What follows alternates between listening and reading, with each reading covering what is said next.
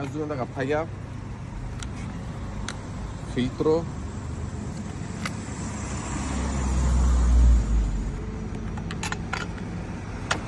βγάζουμε το spark. Βλέπουμε ότι είναι βρεγμένο το spark. Ο τρόπος για να καθαρίσουμε ή αν έχουμε αέρα να φυσήσουμε ή με κάποιο στεγνό ρούχο να το καθαρίσουμε έτσι ώστε να μην έχει ίχνος πεζίνας πάνω. Το επόμενο στάδιο, φεύγουμε τον αέρα, βάζουμε το διακόπτη στο switch off. Αυτό είναι σημαντικό γιατί όταν θα τραβήσουμε τη μηχανή και θα φτύσει πεζίνα μπορεί να ψήσει φωτιά στο σπιθήρα. Γυρίζουμε τη μηχανή ανάποδα. Μάλιστα. Και τραβούμε αρκετές φορές στο σκηνή μέχρι να δούμε ότι δεν φτύνει άλλη μπενζίνα από το που μπαίνει ο spark.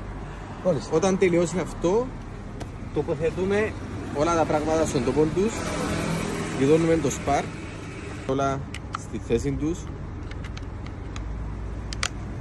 φίλτρα, καπάκι. Το επόμενο βήμα, τι κάνουμε? Είμαστε προσεκτικοί πώς θα ξεκινήσουμε τη μηχανή. Γιατί είναι σημαντικό ότι δεν θα βάλουμε αέρα. Αν βάλουμε τον αέρα θα εξαπνίξουμε. Οπότε παίρνουμε τον μοχλό τέγια κάτω, παίρνουμε το μία στάση πάνω στο τρίτο στάδιο που είναι το παλάρισμα και εδώ τραβούμε για να ξεκινήσει.